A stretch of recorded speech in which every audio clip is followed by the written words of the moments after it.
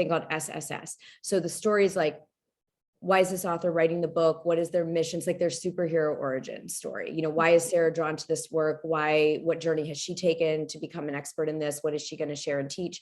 The second chapter is the situation. That's the second S. So the situation is like, okay, you've heard a little about my story, why I do this, but let's talk about what's happening in the world at large or globally. The truth is, neuroscience has now proven what healers and shamans and everyone has been saying for centuries, that we carry trauma, even from our family history, from our ancestors, in our actual DNA. So we have our own, you know, challenging traumatic experiences, formative experiences. We have ancestral, we have cultural, you know, there's all these forces that impact how we're functioning in the world. So Sarah's pulling in some research from, you know, neuroscience and other places to sort of make the case. This is the situation, right? The situation is most of us are walking around with a bunch of crap that's not serving us, either from our own experiences, our ancestry, our culture and society.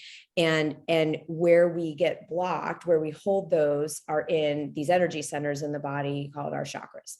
And so she's making the situation is, and Sarah, I recorded this too, so you can like go back and, you know, kind of use this for checking your chapter. And so then it leads to, hey, and if you want it, you know, as you're reading this, you might have some ideas that get sparked. Like maybe you're thinking, God, every woman in my family is a doormat, or everyone in my family is hypervigilant, or everyone in our family is terrible with money, or, you know, maybe you're starting like noticing as you're even reading about this, that, you know, you can know that there's patterns in your life or your family. And, you know, the first step in healing those is knowing where we're blocked in these chakras. So I've developed an analysis, an assessment, a quiz, you can call it whatever you want, to help you identify what you're going to want to heal in the rest of the book. Because just to let Danielle know, the rest of the book is the third S, which is the solution. So we have the story, the situation, and then the solution. And that's what the remaining chapters are. So the quiz is like their buy-in to say, oh yeah, like I'm not just a passive reader, like I have some of this crap. I want to clear it out. I'm going to take this quiz to see where, because we say, you know, awareness is the first step of change. So it's like, let's get aware through this quiz of where you might be holding these ancestral patterns or, you know, unhealed stuff. And then I'm going to show you how to heal it in the rest of this book. So, because when I hear that, like, sorry, Sarah, but when I hear that, I start to think that maybe as a reader, if I start to read what, you know, problems or, you know, what situations might arise when I'm blocked in each center, that might make me like salivate more to find out what's blocked in me. And I maybe I'll start to align with being blocked in my heart center or something, and I want to find out, like, am I right? Is this true? And then go to the quiz. So I almost think maybe not actually putting questions in the book and having them go straight to the quiz online and giving them almost like a teaser, like, you know, let's do a review of what happens when we're blocked in these energy centers, and we go through, you know, root to crown, and then we say, you know, do you want to find out where you're blocked? Here, scan this, and you can go to this page. Yeah, I actually like that.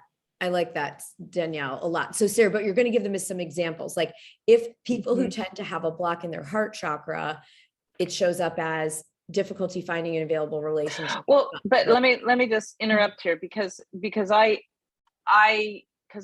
chapter 4 is where they get the actual detail of the chakras. So am I also giving that in chapter 2 as well? Oh, you're giving them a teaser so that they want to take the quiz. Because what Danielle is saying, if they don't understand enough of the value of where they're blocked, they're not going to go take the quiz. So she's saying like we got to seed it a little bit, which I think is so I just said before the quiz, in pursuit of our own healing, I would like you to answer the following questions, where that shows up, to determine where you may need to heal.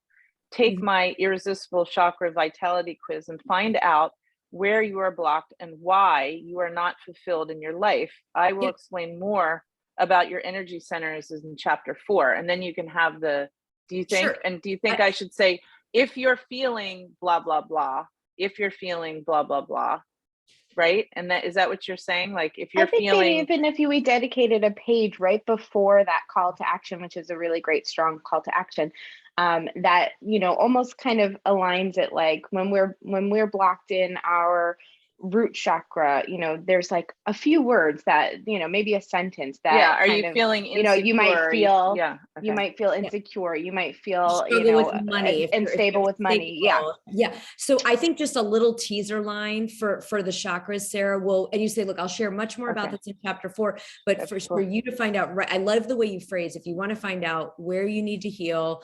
The only thing is the title, calling it like your irresistible vitality chakra. I wasn't feeling Yeah. like that No, necessarily. I just put Yeah. something in there Okay. just to, Yeah. okay. I think it's your, it could be your, like, I don't want to call it, how blocked is your energy, but, but it's something like that, like healing opportunity assessment, or, energy flow versus. What do I call, I think I do an energetic assessment, like your energetic assessment, or, but you want to have something that's going to kind of be irresistible, like some sort of like word that's going to draw them in.